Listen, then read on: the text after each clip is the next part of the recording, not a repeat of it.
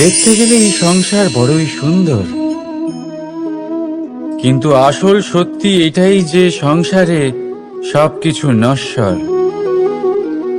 যেটা কাল ছিল তা আজ নেই, যা আজ আছে তা কাল ছিল না, আর যা আজ আছে তা কালও থাকবে না।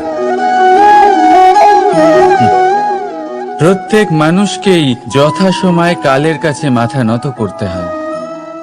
এই রূপের বিনাশ করে বার্ধক্য, প্রাণের বিনাশ করে মৃত্যু, আলস্য, ঈর্ষা ধর্মের বিনাশ করে, আর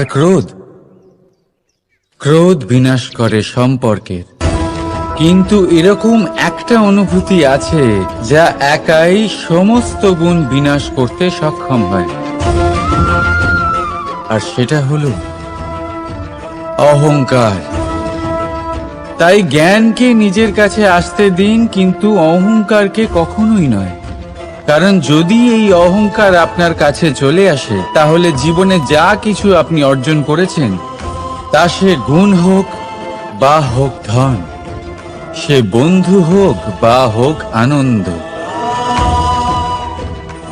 সবকিছু শেষ হয়ে যায়। রাধা রাধা। এই পাথর দেখতে পাচ্ছেন আপনি? কত গোল, কতটা চকচকে। বাচ্চাদের অনেক সময় এটা নিয়ে খেলতে ভালো লাগে, আর কেনই বা লাগবে না। কতটা সুন্দর আর মসৃণ এটা। কিন্তু আপনি কি কখনো ভেবে দেখেছেন এই পাথর আগে কি ছিল? কোনো বিশাল আকার পর্বত, কোনো বিশাল আকার পাথরের একটা বড় ভেঙে যাওয়া অংশ বিশেষ, যেটা কোনোভাবে নদীতে পড়ে নদীর ধারার সাথে বইতে থাকলো, মাটির সাথে ঘর্ষণ হলো, বালির কণার সাথে ঘর্ষণ হতে থাকলো, আর তারপর ধীরে ধীরে এই আকার পেল। এবার আমরাও এই পাথরের মতোই। তাই মনে রাখবেন, আপনার ব্যক্তিত্ব, আপনার এই স্বরূপ ঈশ্বরের দেওয়া কখনোই নয়। হ্যাঁ, প্রকৃতি অবশ্যই আপনাকে জন্ম দিয়েছেন, কিন্তু আপনি নিজে নিজের ব্যক্তিত্বের রচয়িতা, আর আপনি তা রচনা করেন কঠিন পরিস্থিতির মুখোমুখি হয়ে, সংকটের ধারা পার করে। তাই আপনিও এই পাথরের মতো নিরন্তর চেষ্টা করতে থাকুন, নিজের অস্তিত্ব বজায় রাখুন, এই অস্তিত্বকে মহান করতে থাকুন, আর আমার সাথে ভালোবেসে বলুন, রাধা রাধা। বর্ষাকালে যখন ভয়ানক বৃষ্টি হয়, তীব্র গতিতে যখন হাওয়া চলে, তখন আপনি নিশ্চয়ই দেখেছেন যে পাখিরা, যাদের বাসা মাঝে মাঝে ভেঙে পড়ে, নষ্ট করে তাদের বাসা বানিয়ে ফেলে, নিজের সংসার সেই রকমই বানিয়ে দেয় যেমন আগে ছিল। এমন কেন? কারণ এই ঝড়ের তাণ্ডবের সাথে সেই পাখিদের কোনো বোঝাপড়া করারই নেই। তারা শুধু সেটাই করতে থাকে যেটা তাদের হাতে আছে, আর সেটাই হলো, আর এটাই হলো সুখী জীবনের মূল মন্ত্র। যেটা আপনার হাতে নেই, তা নিয়ে বিলাপ করে আপনার কোনো লাভ হবে না। মনোসংযোগ তাতেই করুন যা আপনার হাতে রয়েছে। যা বদলে গেছে তাকে আপনি আবার বদলাতে পারবেন না, কিন্তু যা আপনি বদলাতে পারবেন তাতে মনোসংযোগ করুন। এই জীবনে একটু ধনাত্মক হয়ে উঠুন, দেখবেন সব শুভ হবে। রাধা রাধা।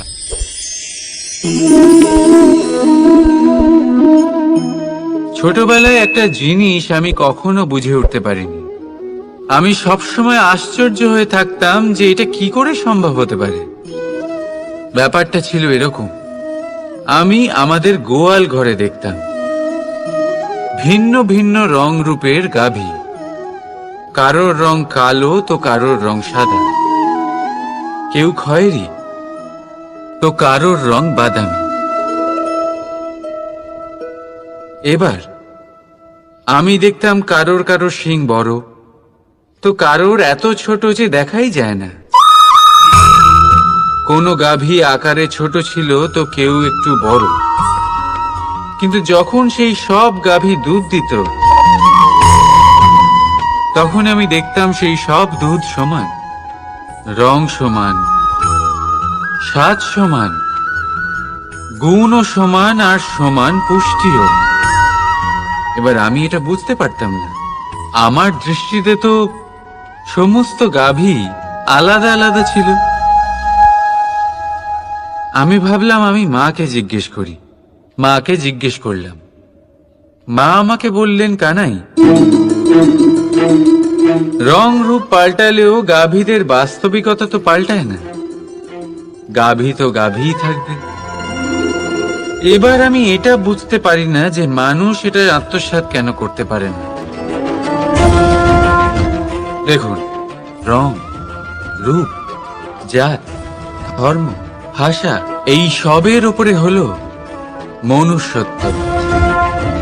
আর মনুষ্যত্বের একটাই ধর্ম, আর সেটা হলো প্রেম।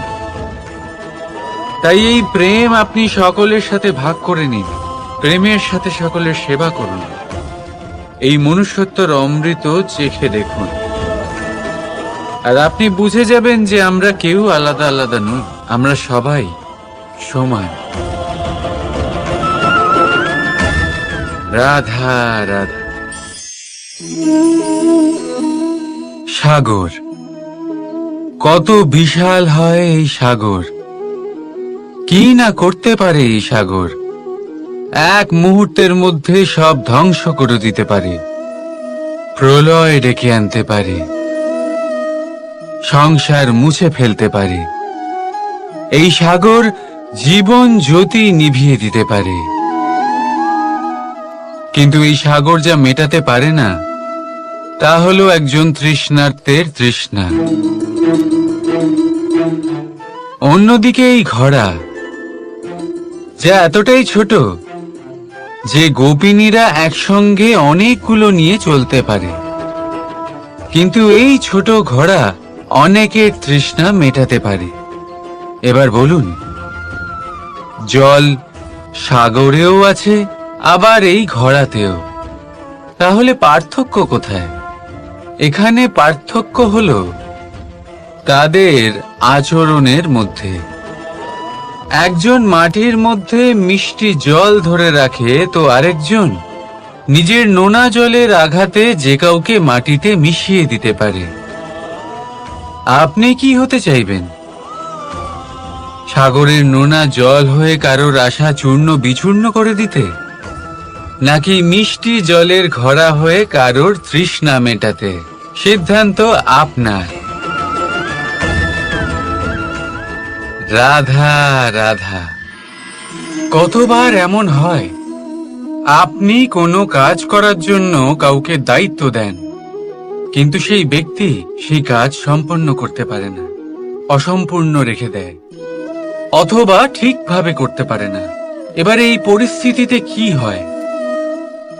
আপনি ক্রুদ্ধ হয়ে যান, তার উপরে আপনি রেগে যান, তাকে তিরস্কার করেন, আর তারপরে সেই কাজ সম্পন্ন করতে আপনি নিজেকেই নিযুক্ত করেন, আর শেষ পর্যন্ত সেই কাজ সম্পন্ন হয়েই যায়।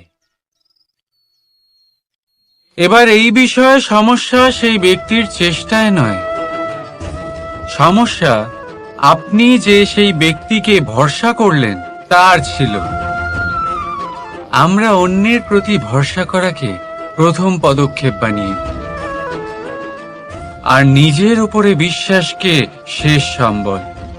কিন্তু তার বদলে এটাই হওয়া উচিত যে নিজের উপরে ভরসাকে আমরা প্রথম পদক্ষেপ বানাই, তাকে নিজের সহায় মানতে হবে। যদি আপনি এমন করেন তাহলে পরিণাম আরো সুখকর, আরো আনন্দদায়ক হবে।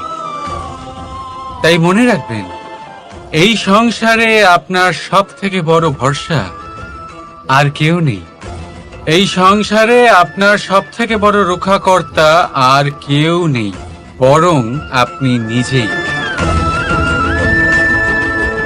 রাধা রাধা। আসুন আপনাকে একটা প্রশ্ন করছি, সোনা আর লোহার মধ্যে তফাৎ কি? এবার বেশিরভাগ লোকের উত্তর এটাই হবে যে সোনা বহুমূল্য, সোনার মূল্য লোহার থেকে অনেক বেশি। এটা ঠিক, কিন্তু আমাদের এটা ভোলা ঠিক হবে না যে সোনা আমাদের সাজগোজের কাজে লাগে, আমাদের আরো বেশি সুন্দর দেখায়। অন্যদিকে লোহা সেই সৈনিকদের ঢাল ও তলোয়ার হয়ে তাদের রক্ষা করে, যারা আমাদের প্রাণকে রক্ষা করেন। এই সৈনিক না থাকলে আমাদের প্রাণও থাকবে না। এবারে বলুন, সোনার মূল্য বেশি হওয়াতে কি লোহার মূল্য কমে যায়? কখনোই নয়। ঠিক সেইভাবে এই জীবনে আপনি যতই চেষ্টা করুন, কিছু না কিছু এমন থেকে যাবে যা আপনি কখনোই পাবেন না। আর সেই কারণে নিজেকে অক্ষম মনে করা অনুচিত। হতে পারে আপনার কাছে সেই গুণ আছে যেটা সংসারে আর কারোর কাছে নেই। সেই গুণটাকে চিনুন, সেটাকে বাড়ান আর সেটাকে ব্যবহার করুন। তাই মনে রাখবেন, সংসারে প্রত্যেকটা ব্যক্তি বিশেষ হয়, আর এই সংসারে সবাই সবকিছু পায় না। নিজেই দেখে নিন, সোনাকে যে দোকানে সাজিয়ে রাখা হয়, সেই দোকানের তালা লোহা দিয়ে তৈরি হয়। রাধা রাধা। সংসারে সব থেকে বেশি দামি কি, সব থেকে বেশি মূল্যবান কি? কেউ বলবে সোনা। সমস্ত ধন খরচ করেও একটা জিনিস আমরা কিনতে পারবো না, আর তা হলো একটা মুহূর্ত। কি হলো? সত্যি সামনে এসে গেল। সত্যি হলো এটাই যে জগতে সব থেকে বেশি মূল্যবান সময়, সেই সময় যেটা আমরা এমনি নষ্ট করে দিই, অকাজে, কখনো কোনো আশাতে, কখনো শোক করে, কখনো ঘটে যাওয়া দিনের কথা ভেবে, তো কখনো ভবিষ্যতের চিন্তাতে। এই সময়ের সদ্ব্যবহার আমাদের করা উচিত। এই সময়ের সদ্ব্যবহার করে আমাদের ধন অর্জন করা উচিত, মহান কাজ করা উচিত, আমাদের ব্যক্তিত্বকে উদার করা উচিত, ভালো কাজ করা উচিত, সকলের সাথে আনন্দ ভাগ করা উচিত। যদি আমরা এই সংসার থেকে চলেও যাই, তাহলেও সময় আমাদের যেতে দেবে না। এখানেই স্থিত করে রাখবে, কারোর না কারোর জন্য প্রেরণা হয়ে, বা কারোর মুখে কৃতজ্ঞতার হাসি ফুটিয়ে। রাধা রাধা। সূর্য। এই সংসারে সব থেকে বেশি তেজস্বী এই সূর্য, সব থেকে বেশি উজ্জ্বল, সব থেকে বেশি শক্তিশালী। কিন্তু আপনি কি কখনো সূর্যোদয় দেখেছেন? এই শক্তিশালী সূর্য কিভাবে উদয় হয়? লাল রঙের আভার সাথে, সৌম্যতার সাথে, শান্তির সাথে উদয় হয়। কখনো সূর্যাস্ত দেখেছেন? সেই লাল রঙের আভা, সেই সৌম্যতা, সেই একই শান্তি। আর এটাই একজন মহান ব্যক্তিত্বের গুণ। যখন জীবনে উত্থান ঘটে, তখনও অহংকার করেন না, সৌম্যতা বজায় রাখেন। আবার যখন জীবনে ক্ষতি হয়, তখনও সৌম্যতা বজায় রাখেন। যদি আপনিও চান সূর্যের মতো আপনি সম্মান পাবেন, তাহলে সূর্যের মতন হন। যখন জীবনে আনন্দ আসে, কুশল আসে, তখন সীমা লঙ্ঘন করবেন না। যখন জীবনে দুঃখ আসে, কষ্ট আসে, বিনাশের পথে অগ্রসর হবেন না।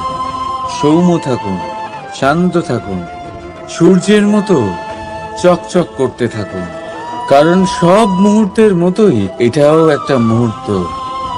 তাতে আপনি আনন্দ লাভ করুন বা পান দুঃখ, এই মুহূর্ত অবশ্যই চলে যাবে। আপনি ওই কথাটা নিশ্চয়ই শুনেছেন, যখন ভগবান একটা দরজা বন্ধ করেন তখন অন্যদিকে অনেক দরজা খুলে দেন। এবার এই দরজা, এই সমস্ত পথ আমরা দেখতে পাই না, অনেক সময় আমরা বুঝতে পারি না, হারিয়ে যায় সব। কখনো কখনো মনে হয় যে এই কথাটাই মিথ্যে, কিন্তু আসলে তা তো নয়। তাহলে হারিয়ে যায় কেন? কারণ আমরা সময় নষ্ট করি এই দরজার দিকে তাকিয়ে থেকে। ভাবি এই বুঝি দরজা খুলবে, এবার দরজা খুলবে। অপেক্ষা করতে করতে আমরা অনেক সময় নষ্ট করে ফেলি। এত সময় নষ্ট করি যে আমরা দেখতে পাই না, খুঁজে পাই না সেই সমস্ত দরজা আর পথ যা আমাদের জন্য খোলা রয়েছে। যদি খুঁজেই না পাই তাহলে তা ব্যবহার করব কি করে? মনে রাখুন, ভগবান সব সময় আমাদের সাথে রয়েছেন, আমাদের সাহায্য করছেন। এই পথ সব সময় আছে, সর্বত্র আছে। দরকার রয়েছে শুধুমাত্র দৃষ্টিভঙ্গি এবং ভাবনার। এই দৃষ্টিকে বিস্তৃত করুন, এই দৃষ্টিভঙ্গিকে ধনাত্মক করে তুলুন, আর এই ভাবনা, এর সীমা একটু বাড়িয়ে তুলুন। তারপর দেখবেন সব খুঁজে পাবেন। আসলে কি, এই যে ঈশ্বর, এই যে পরমাত্মা, তা আমাদের সাথে রয়েছে, আমাদের মনের মধ্যে রয়েছে। যিনি তাকে মন থেকে চাইবেন তিনি তাকে মনের মধ্যে অবশ্যই খুঁজে পাবেন। যদি উনি মন থেকে চান পথ খুঁজে পেতে, তাহলে তিনি অবশ্যই পথ খুঁজে পাবেন। তাহলে আসুন আমার সাথে ভালোবেসে বলুন, রাধা রাধা। ধর্ম, আমরা সকলে ধর্মের বিষয়ে কথা বলি, কখনো নিজের ধর্মের বিষয়, আর কখনো অন্যের ধর্মের বিষয়। কখনো আমরা অধর্ম দেখলে সেই বিষয়ে কথা বলি। অনেক রকম আলোচনা হয়, কিন্তু এই ধর্ম আসলে কি, সেটা কি কেউ বোঝে? যদি আমি আপনাকে উত্তর দিই, এই উত্তর সরল। ধর্ম হলো তাই যা মানুষকে অন্য মানুষের সাথে, সমস্ত বিশ্ব সংসারের সাথে আনন্দ সহকারে বাঁচতে শেখায়। সেই জন্য আপনি যদি কখনো কোনো ধর্মীয় স্থানে যান, সেই ধর্মীয় স্থানে গিয়ে আপনার শান্তির অনুভূতি হয়, তাই না? কিন্তু দেখুন, ধর্মের জ্ঞান থাকলেই সেই মানুষ ধর্মের পথে চলতে পারবে এমন কোনো কথা নেই। অনেক সময় সম্পর্কে যখন সংঘর্ষ বেড়ে যায়, তখন ইচ্ছের জন্ম হয়, ক্রোধের জন্ম হয়, অহংকারের জন্ম হয়, আর তারপর বিনাশ হয়ে যায় এই ধর্মের। সেই জন্য দ্বিতীয় সব থেকে গুরুত্বপূর্ণ গুণ যা আমার সারথীর মধ্যে থাকা উচিত, তা হলো ধর্মবীর হওয়া। এবার দেখতে হবে সেটাই যে কে হবে সেই ব্যক্তি যিনি এই স্বয়ম্বরে নিজের ধর্মে অটল থাকবেন।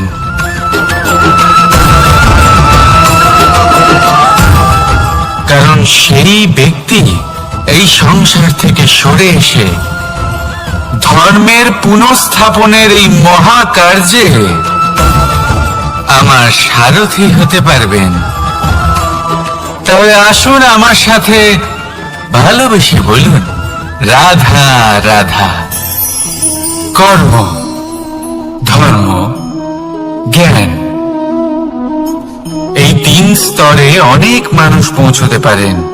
অনেকে এই পরীক্ষা দিয়ে তাতে উত্তীর্ণ হয়ে যেতে পারেন, কিন্তু কিন্তু শিখরে পৌঁছে শাসন তিনিই করতে পারেন যার কাছে এই চতুর্থ গুণটিও থাকে,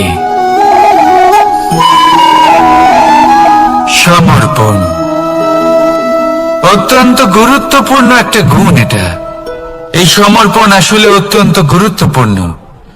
পূর্ণ সমর্পণ দরকার নিজের লক্ষ্যের প্রতি, সমর্পণ নিজের কর্তব্যের প্রতি, সমর্পণ নিজের আত্মার থেকে নির্গত স্বরের প্রতি, সমর্পণ নিজের রথের প্রতি, অর্থাৎ আমার প্রতি। এবার এই পরীক্ষায় অত্যন্ত কঠিন এক বাঁক আসতে চলেছে, যেখানে সারথীকে সমর্পণের নিরিখে পরীক্ষা করা হবে, আর তাতে উত্তীর্ণ হওয়ার পরেই তার হাতে ধর্ম স্থাপনের রথের রাশ তুলে দেওয়া হবে। দেখা যাক কি হয়। ততক্ষণ আপনি প্রসন্ন থাকুন আর আমার সাথে ভালোবেসে বলুন, রাধা রাধা। মানুষ তার জীবনে শিক্ষা এবং প্রেম এই দুই লাভ করে তার মাতা, পিতা এবং গুরুর কাছ থেকে।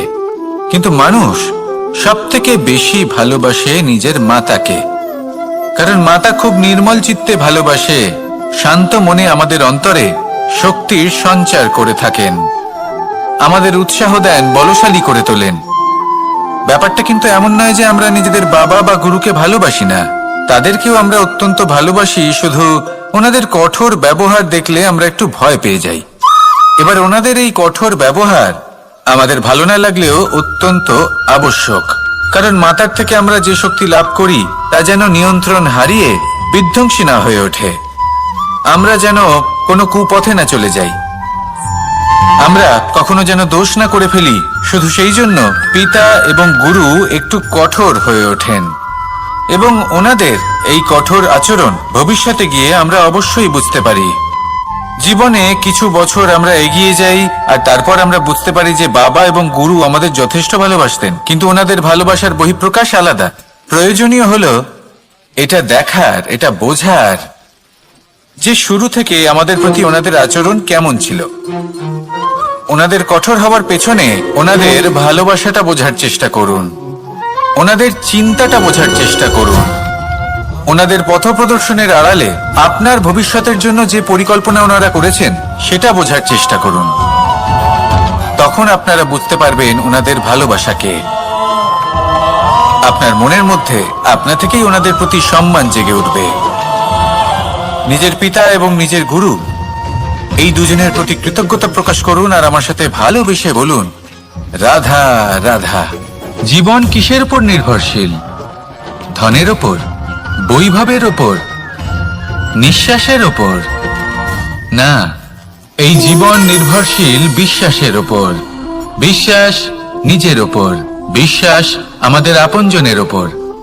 কিন্তু যখন এই বিশ্বাস ভেঙে যায় তখন মানুষের মনও ভেঙে যায়, আর তারপর সে অন্য কিছু করতেই পারে না। তখন কি করা যেতে পারে?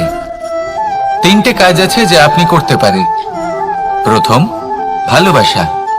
যাকে আপনি ভালোবাসেন, যারা আপনাকে ভালোবাসে, ভুল যারই হোক না কেন, তার কাছে ক্ষমা চাইতে কখনোই সংকোচ বোধ করবেন না। দ্বিতীয় হলো বিশ্বাস। যারা আপনাকে ভালোবাসেন, আপনাকে বিশ্বাস করেন, তাদের বিশ্বাস কখনো ভাঙবেন না। তৃতীয় হলো আশা। যারা আপনাকে ভালোবাসেন, আপনাকে বিশ্বাস করেন, তাদের আশা আপনার সাথে জড়িত, তাদের থেকে কখনো কিচ্ছু লুকোবেন না। এই তিনটে কাজ করুন আর এই জীবন সুপ্রসন্ন হয়ে বলবে, রাধা রাধা। মানুষের জীবনে দুই ধরনের আবেগ থাকে যা চিরকাল তার সাথে বসবাস করে। প্রথম, স্বপ্ন। দ্বিতীয়, অজুহাত। মানুষ হাজার হাজার স্বপ্ন দেখতে পারে।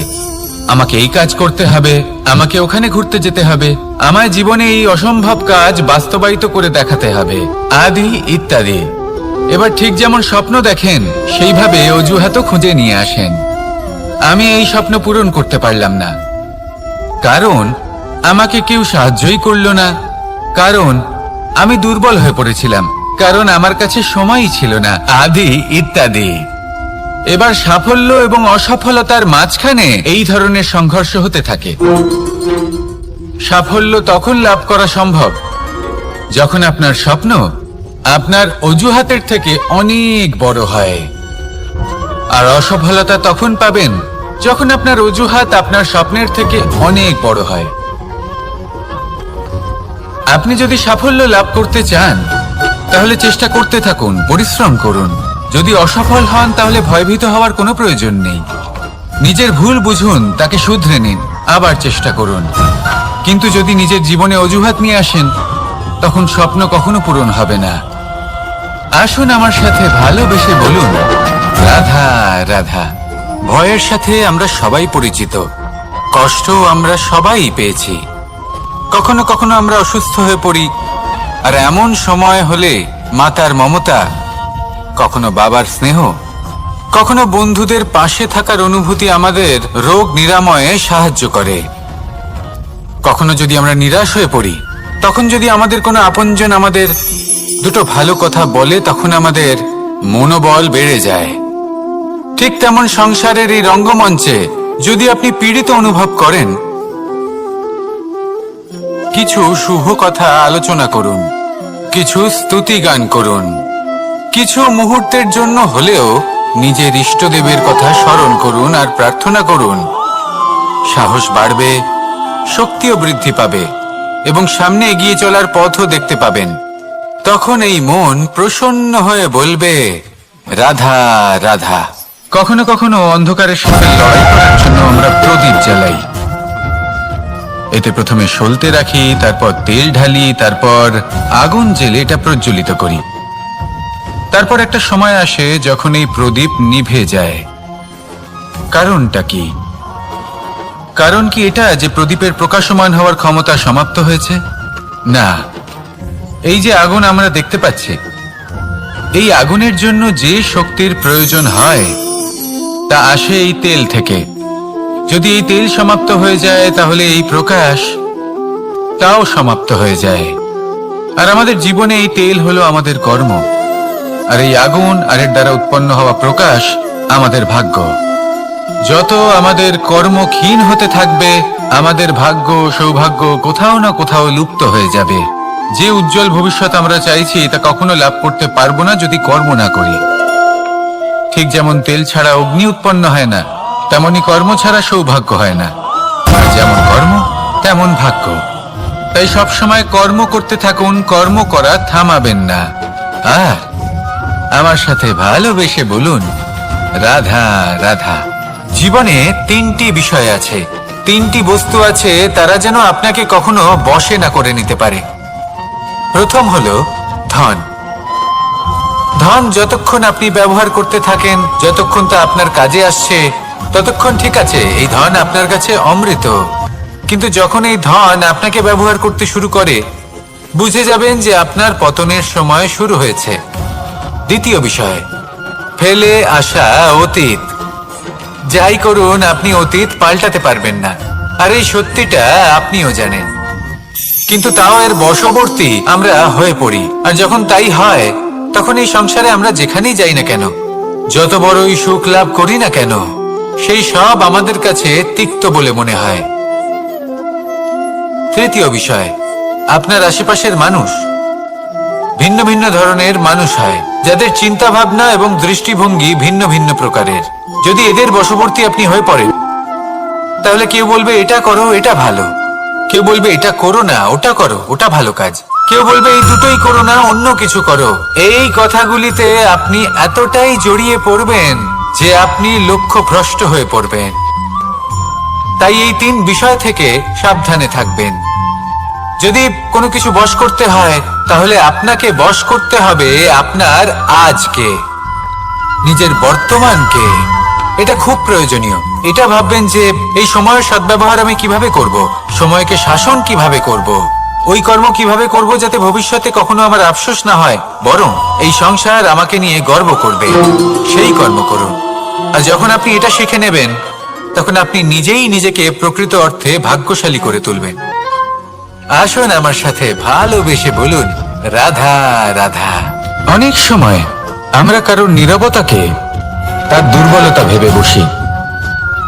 হতেই পারে সেই ব্যক্তি উত্তর দিতে চাইছেন না, হতে পারে অন্য কোনো কারণ আছে যা আমরা বুঝতেই পারছি না। সেই জন্য তাকে দুর্বল ভেবে নেওয়া অনুচিত। দেখতে গেলে এই বিশাল সমুদ্র এও কিন্তু নীরব, শান্ত হয়। কিন্তু যখন সে রুদ্র মূর্তি ধারণ করে তখন কি হয়? সমগ্র সংসারকে বিনাশের পথে নিয়ে যায় এই সমুদ্র, প্রলয় সৃষ্টি করে। সেই জন্য কারোর সহ্য শক্তিকে দুর্বলতা বলে মনে করবেন না। কারণ যদি এই নীরবতা নিজেকে ভেঙে বেরিয়ে আসে, তাহলে তা বিনাশের সমস্ত সীমা পার করে যেতে পারে। তাই এই নীরবতাকে সবসময় বুঝুন, সবসময় একে সম্মান করতে শিখুন, আর আমার সাথে ভালোবেসে বলুন রাধা রাধা। কখনো কোনো চাতক পাখিকে দেখেছেন? কথায় আছে যে বছরে মাত্র একবার সে তার তৃষ্ণা মিটিয়ে থাকে, আর তাও আকাশে ভেসে থাকা মেঘের দ্বারা ঘটানো বৃষ্টির জলের ফোঁটা থেকে। আর কোথাও থেকে সে তার তৃষ্ণা পূরণ করে না। সারা বছর সে নিদারুণ গরম সহ্য করে, তীব্র শীতও সহ্য করে, শুধু এই আশা নিয়ে যে বছরে একবার অন্তত সেই মেঘের ঘন ঘটা হবে, বৃষ্টি হবে, আর সে তার তৃষ্ণা নিবারণ করবে। এটা আসলে কি? এটা আসলে বিশ্বাস। সেই বিশ্বাস যে বছরে একবার সেই মেঘ আসবে তৃষ্ণা নিবারণ করতে। যেমন দেখুন, একটা সূর্যমুখী ফুল সারা রাত অন্ধকারের সাথে যুদ্ধ করে, কারণ তার বিশ্বাস যে ভোরবেলায় সূর্য তাকে অবশ্যই দর্শন দেবেন। সেটাও বিশ্বাস ছিল যার উপর ভরসা করে মনু একটা নৌকা নিয়ে বেরিয়ে পড়েছিলেন এবং সমস্ত সৃষ্টিকে প্রলয়ের হাত থেকে বাঁচিয়েছিলেন। সেটাও ছিল ভালোবাসার প্রতি বিশ্বাস, যার উপর ভরসা করে বানর এবং ভাল্লুক সেনা নিয়ে শ্রীরাম আক্রমণ করেছিলেন সমস্ত বরদানপ্রাপ্ত অসুরগণ এবং রাক্ষসগণের লঙ্কায়, এবং জয় লাভ করেছিলেন। এই বিশ্বাসই হলো এই বিশ্বের আশা। বিশ্বাস রাখুন যে আপনি হলেন সর্বশ্রেষ্ঠ এবং শুধুই নিজের কর্ম করতে থাকুন। এই বিশ্বাসের আশাই আপনাকে প্রতি মুহূর্তে বল প্রদান করবে। এ হলো আমার বিশ্বাস। আসুন আর আমার সাথে ভালোবেসে বলুন রাধা রাধা। যোগাসন। যোগাসনে আসন অত্যন্ত গুরুত্বপূর্ণ। এবার আমি বলবো সবথেকে শ্রেষ্ঠ আসন কোনটি। আশ্বাস। নিজেকে আশ্বস্ত করতে থাকুন যে আমি আছি, সব ঠিক হবে, যা হচ্ছে ভালোর জন্য হচ্ছে।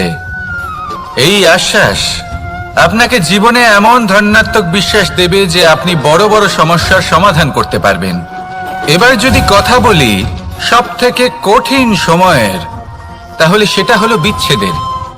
যা মা সীতাকে সহ্য করতে হয়েছে শ্রীরামের জন্য, রাধা কৃষ্ণকেও সহ্য করতে হয়েছে। যে ব্যক্তি বিচ্ছেদের সময় সঠিক পথে চলে এসেছে, সে জীবনে অনেক শ্রেষ্ঠ স্থানে অবশ্যই পৌঁছতে পারবে। এবার যদি কথা বলি সবথেকে জরুরি এবং গুরুত্বপূর্ণ সময়ের, তাহলে সেটা হলো সংযোগ। সকলকে সাহায্য করতে থাকুন।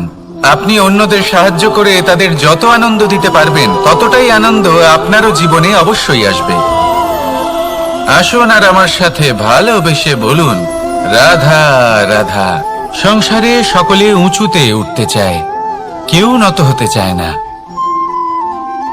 সবাই এটা মনে করে যে নত হওয়ার অর্থ হলো তাদের আত্মসম্মান এবং অহংবোধের বিরুদ্ধাচরণ করা। তাদের মনে হয় যে যদি আমরা নত হই, সংসার আমাদের দুর্বল মনে করবে, তাদের শৌর্য এবং তাদের ব্যক্তিত্বের অপমান হবে।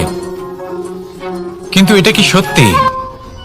প্রত্যেকবার নত হওয়ার অর্থ কি সম্মানহানি হওয়া? কখনোই নয়। আপনি নিজের জীবনকেই দেখে নিন। আপনার কোনো অমূল্য জিনিস যদি নিচে পড়ে যায়, তাহলে তাকে কিভাবে তোলেন? সেই বস্তুকে তোলার জন্য আপনাকে নত হতেই হবে। আপনি বড়দের আশীর্বাদ কিভাবে লাভ করেন? আপনি নত হয়ে তবেই তাদের আশীর্বাদ লাভ করতে পারেন, তাই না? ভেবে দেখুন, আপনি একটা পথে হাঁটছেন, আপনি দেখতে চাইছেন যে আপনি সঠিক পথে হাঁটছেন কিনা, পায়ের নিচে কাঁটা পড়ে আছে কিনা। কিভাবে দেখবেন? আপনাকে সেই মাথা নত করেই দেখতে হবে। এর অর্থ কি? অর্থ খুব সহজ। প্রত্যেকবার নত হওয়া অনুচিত নয়, সেটা কোনোভাবেই সম্মানহানি নয়। পরিস্থিতি অনুসারে এবং যেখানে প্রয়োজন আপনি নত হতে শিখে গেলে আপনি অনেক কিছুই লাভ করতে পারবেন। জ্ঞান, মান, গুণ, বিশ্বাস। সেই জন্য প্রয়োজন এবং পরিস্থিতি অনুসারে নত হতে শিখুন, এতে অনুচিত কিছুই নেই। আত্মসম্মান থাকা অত্যন্ত প্রয়োজনীয়, কিন্তু তা যেন কখনো অহংকারে পরিণত না হয়। এই বিষয়ে অবশ্যই নজর রাখবেন এবং আমার সাথে ভালোবেসে বলবেন, রাধা রাধা। আমাদের জীবনে অনেক ধরনের ব্যক্তি এসে থাকেন। কেউ কেউ আমাদের সাথে থেকে যান, কেউ আমাদের থেকে দূরে চলে যান। কেউ ভালো মানুষ হন, কেউ খারাপ মানুষ। কিন্তু আমরা সবসময় সেই সময়টাকে নিয়ে দুঃখ প্রকাশ করি যখন আমাদের জীবনে কোনো খারাপ ব্যক্তি প্রবেশ করেন। তারা আমাদের খারাপ অনুভূতি দেন, দুঃখ দেন, কষ্ট দেন। আমরা সবাই তাকে ভালো মন্দ কথা বলি। কিন্তু কেন? এমন বিভিন্ন ধরনের মানুষ, খারাপ মানুষ, ভালো মানুষ সবার জীবনেই আসেন এবং সকলকেই একটা অমূল্য শিক্ষা দান করে যান। এবার আপনি নিজেই ভেবে দেখুন, জীবনে যখন প্রথমবার আপনি আগুন স্পর্শ করেছিলেন তখন আপনি একটা শিক্ষা লাভ করেছিলেন যে আমাকে আগুনের থেকে একটু দূরে থাকতে হবে। তারপর আস্তে আস্তে আপনি শিখলেন যে কিভাবে এই আগুনকে নিয়ন্ত্রণে রাখতে হবে। তারপর আপনি শিখলেন যে কিভাবে নিজের জীবনে তাকে প্রয়োগ করতে হবে, তা সে অন্ধকারে প্রকাশ লাভ করার জন্য হোক বা খাবার বানানোর জন্য। সেইভাবেই কোনো খারাপ ব্যক্তি যখন আপনার জীবনে আসে কোনো শিক্ষা দিয়ে যান, তার প্রতি কৃতজ্ঞ থাকুন। তার বিষয় খারাপ ভাবার বা খারাপ অনুভূতি নিয়ে থাকার কোনো প্রয়োজন নেই। সেই শিক্ষা লাভ করুন, ইতিবাচক মনোভাব নিয়ে জীবনের সামনে এগোতে থাকুন। কেউ নেই যিনি আপনাকে বাধা দিতে পারেন। আসুন আমার সাথে ভালোবেসে বলুন, রাধা রাধা। অনেক সময় আমরা জীবনে অনেক মানুষকে এমন বলতে শুনে থাকি যে আমি অসফল হয়েছি কারণ আমার সময় ভালো যাচ্ছিল না। আমি এই জিনিসটা লাভ করতে চাইছিলাম কিন্তু করতে পারলাম না কারণ আমার সময়টা ভালো যাচ্ছিল না। আমি আমার জীবনে ওই মহান কাজটা করতে চাইছিলাম কিন্তু করতে পারলাম না। কেন? কারণ আমার সময়টা ভালো যাচ্ছিল না। কিন্তু যে মুহূর্তে ভালো সময় আমার জীবনে আসবে আমি সব কিছু প্রাপ্ত করব। এমন প্রায় প্রত্যেকেই বলেন। আসুন একটা কথা বোঝা যাক। একজন মালিকে দেখুন, সে প্রত্যেক দিন গাছের সেবা করে, তাকে জল দেয়, তার যত্ন আত্তি করে। কেন? প্রত্যেক দিন সেই গাছ ফল দেয় না। সঠিক সময় এলে তবেই সেই গাছ ফল দেয়, কিন্তু প্রত্যেক দিন মালি তার সেবা করে, তাকে যত্ন করে। শুধুমাত্র তখন করে না যখন সেই গাছ ফল দিতে সক্ষম। আর যদি মালি গাছের যত্ন প্রতিদিন না করে তাহলে হয়তো সেই গাছ ফল দিতেই পারবে না। এটাই হলো আমাদের জন্য একটা শিক্ষা। যখন সময় আমাদের জন্য অপেক্ষা করে না তখন আপনি সময়ের জন্য কেন অপেক্ষা করছেন? ভালো সময়ের জন্য অপেক্ষা করবেন না। ভালো এবং শুভ কর্ম দ্বারা ভালো সময়কে নিজের কাছে টেনে আনুন। নিরন্তর কর্ম করুন, পরিশ্রম করতে থাকুন। শুভ সময় আপনা থেকেই আপনার কাছে আসবে। আসুন আমার সাথে ভালোবেসে বলুন, রাধা রাধা।